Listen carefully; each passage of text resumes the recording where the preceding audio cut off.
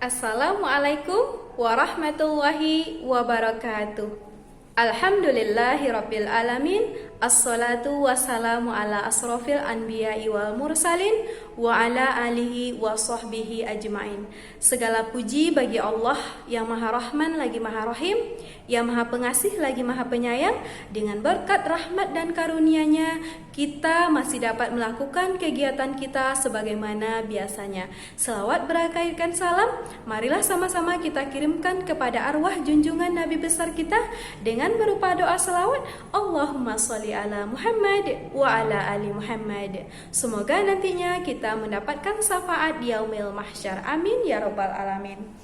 Baiklah Ananda Ustazah, kita kembali lagi ke materi pembelajaran. Tapi sebelumnya Ustazah akan menyampaikan satu buah hadis. Semoga dengan hadis ini memotivasi kita semua untuk lebih giat lagi dalam belajar. Yang mana hadisnya berbunyi, Tholabul ilmi faridatun ala kulli muslimin. Yang artinya menuntut ilmu itu wajib bagi setiap muslim. Hadis riwayat Ibnu Majah. Nah, dari hadis tersebut dapat kita ambil kesimpulan bahwa menuntut ilmu itu adalah kewajiban bagi setiap muslim.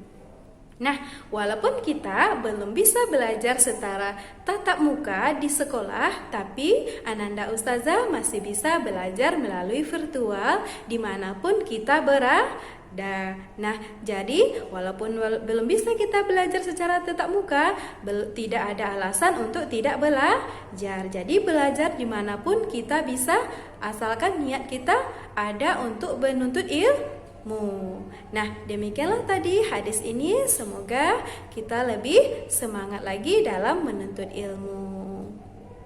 Sebelum belajar, jangan lupa baca doanya.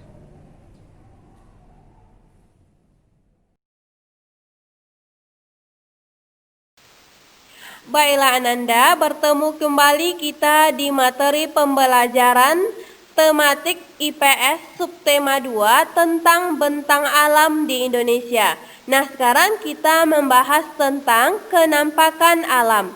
Kenampakan alam terbagi dua. Yang pertama, kenampakan alam wilayah dataran. Yang kedua, kenampakan alam wilayah perairan. Nah, sekarang kita bahas poin yang pertama, yaitu kenampakan alamiah wilayah dataran. Jadi apa saja kenampakan alamiah wilayah dataran? Seperti contoh pegunungan, dataran tinggi, dataran rendah, pantai dan sebagainya. Nah, itulah dia sebagian contoh dari kenampakan alamiah wilayah dataran. Nah, sekarang kita masuk ke poin yang kedua, yaitu kenampakan alami wilayah perairan. Nah, apa saja kenampakan alamiah wilayah perairan? Jadi seperti contoh danau, rawa, sungai, laut, dan sebagainya. Dah, itulah contoh dari kenampakan alamiah wilayah perairan. Baiklah Ananda, sekarang kita masuk ke poin berikutnya, yaitu kenampakan buatan. Nah, apakah pengertian dari kenampakan buatan?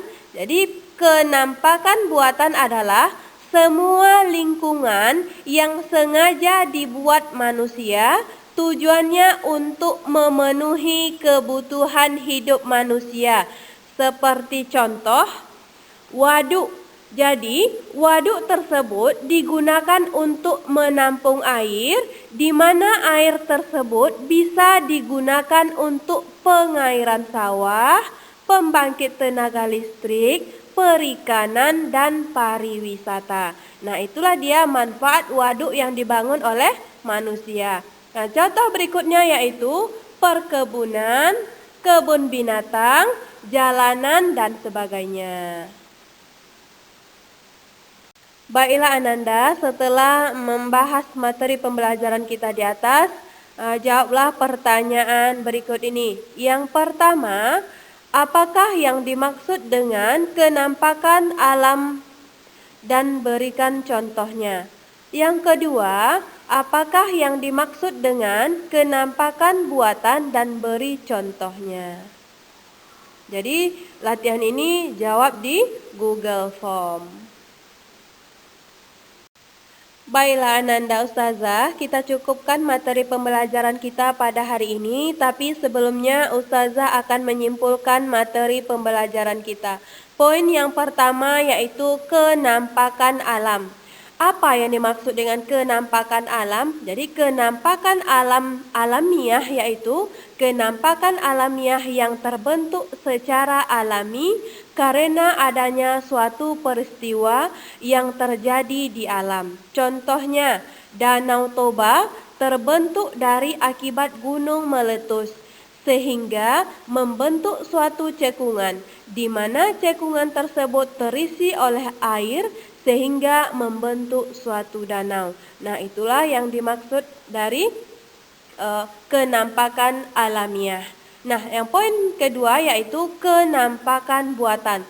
Jadi pengertian dari kenampakan buatan yaitu semua lingkungan yang sengaja dibuat manusia tujuannya untuk memenuhi kebutuhan hidup manusia. Contohnya waduk, perkebunan, kebun binatang, jalanan. Dah, itulah sebagian contoh dari kenampakan buatan. Semoga Ananda Ustazah bisa memahami materi pembelajaran kita pada hari ini. Demikianlah pembelajaran kita pada hari ini. Semoga pembelajaran hari ini dapat dipahami. Apabila Ananda Ustazah mendapatkan kesulitan dalam memahami materi, boleh WA Ustazah secara personal. Demikianlah, wabillahi taufiq wal hidayah. Wassalamualaikum warahmatullahi wabarakatuh.